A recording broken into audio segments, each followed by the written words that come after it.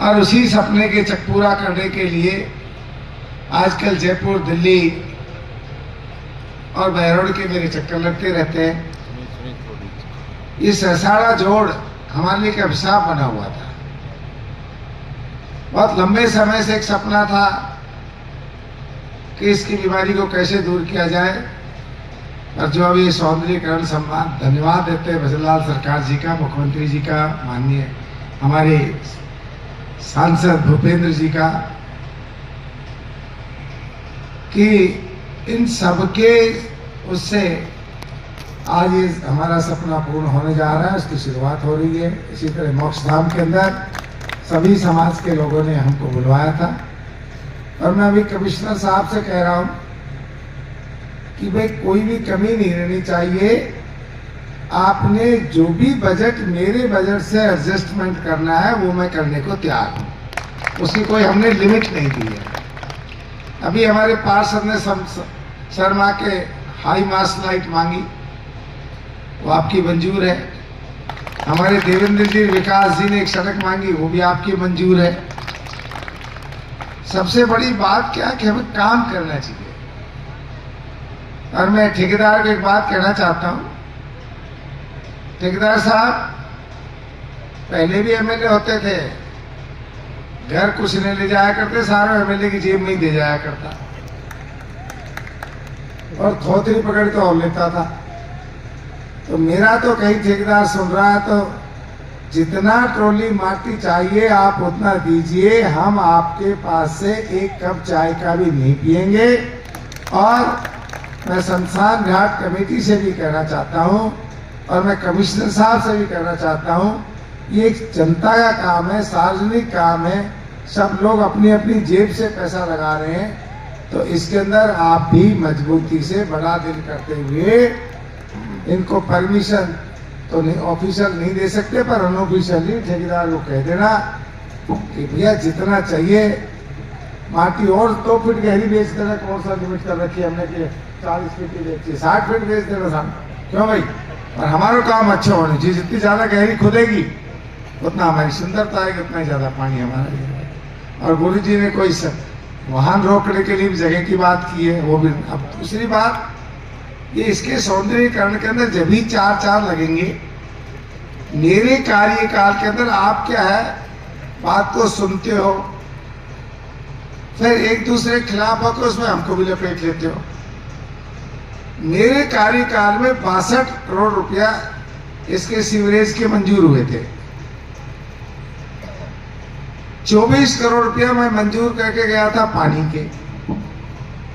उन पानी के पैसों का तो भी कोई अता पता नहीं, और वो जो 24 करोड़ का सीवरेज का काम होना था वो भी लैप्स हो गया, उसका भी कोई अता पता नहीं। ये हमारे पूर्व विधायक जी की देन रही, फिर भी उसके कोई दीवाने तो है, उसका हम क्या करें। और मैं ये निश्चित कहना चाहता हूं कमिश्नर साहब, इसमें थोड़ा आपको और मजबूत होना पड़ेगा, हमारे चेयरमैन साहब को और मजबूत होना पड़ेगा, क्योंकि चेयरमैन और बिना कमिश्नर के सारथे गाड़ी के 2 पहिए, बिना दोनों के सहयोग के ना विकास चल सकता ना काम चल सकता। और मैं भी आप लोगों से निवेदन करता हूं, यहाँ पर कमिश्नर साहब आप हमारे चेयरमैन साहब को सहयोग किया करो, और चेयरमैन साहब आप भी आत्मा में ये लेके चलो कि हमारा जिंदगी है तो विकास है, पैसा हमारे लिए कुछ भी नहीं है। आज मैंने पहली बार देखा है ठेकेदार, अगर हम भी और एमएलए की तरह होता तब तक तो ठेकेदार को बुला लिया होता। तो मैं देखिए आज हमारे जीवन का अर्थ ही नहीं है।